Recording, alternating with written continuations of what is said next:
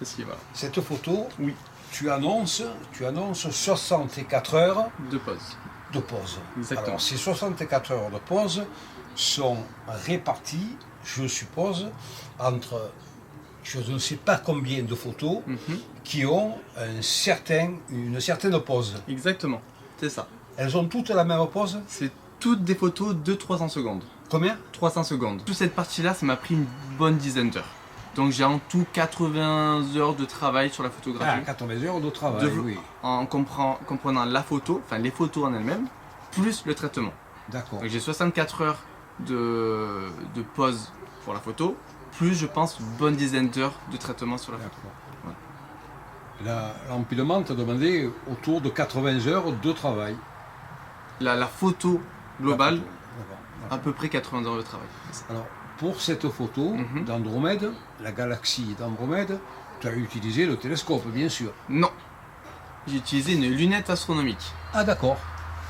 La différence, c'est qu'un télescope, ça va être avec des miroirs. C'est la lumière qui va se réfléchir sur les miroirs et qui va ensuite être renvoyée sur l'oculaire, à travers l'oculaire ou sur le capteur de l'instrument de prise de vue. D'accord. Une lunette astronomique, c'est comme un objectif photo, ça va être des lentilles qui vont transmettre la lumière. Voilà. Et moi, ce que j'ai utilisé, c'est une lunette astronomique. Tu as les deux? Tu as un télescope? J'ai un télescope et une lunette. Ma lunette, c'est une Askar Fra 300.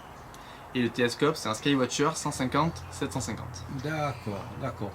Et pour la photo que tu as pris du sommet du col de Restefond, tu as utilisé uniquement ton appareil photo, je pense. Alors, non, j'avais aussi une monture équatoriale motorisée. Sauf que c'était une petite. Elle se déplaçait que sur un seul axe. Et ça me permettait justement de pouvoir faire des pauses de 1 minute et demie, me semble, pour cette photo-là. Et par contre, j'ai utilisé un objectif photo, un 18 mm qui ouvre à 1.8. Ce qui m'a permis justement vraiment d'avoir le maximum de lumière qui rentrait dans le... Sans passer par lunette astronomique? Sans passer par la lunette astronomique. Ni télescope? Non. Alors, si tu as des conseils, quel genre d'appareil photo convient pour faire le type de photo que tu fais? Il n'y a pas de... On peut faire de l'astrophotographie avec un appareil... tous les appareils photo qui existent quasiment. Enfin, j'exagère peut-être un peu, mais... Un hybride de base, non? Un hybride, ça fonctionne. Un réflexe, ça fonctionne. Un réflexe ou un hybride de base? Voilà, oui, totalement. Moi, mon appareil photo, c'est un Nikon D7500. Il y en a qui shootent avec des Canon. Il y a beaucoup de Canon qui sont utilisés en astrophotographie. Parce que bon, dans ce cas, la résolution de l'appareil photo, la qualité, est-ce qu'elle joue un rôle important?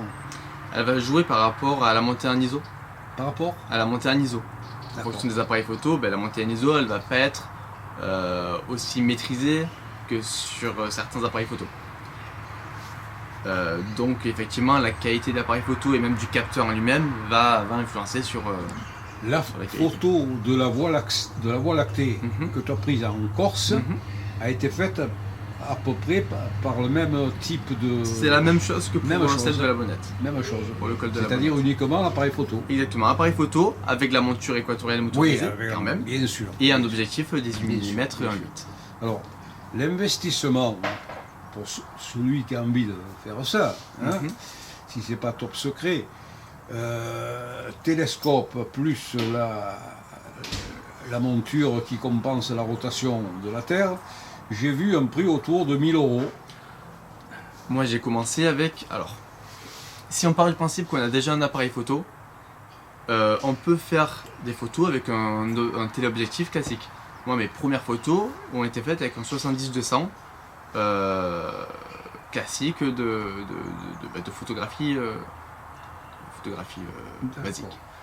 J'avais par contre effectivement la monture équatoriale motorisée, c'était une petite, c'était une Skywatcher Star Adventurer.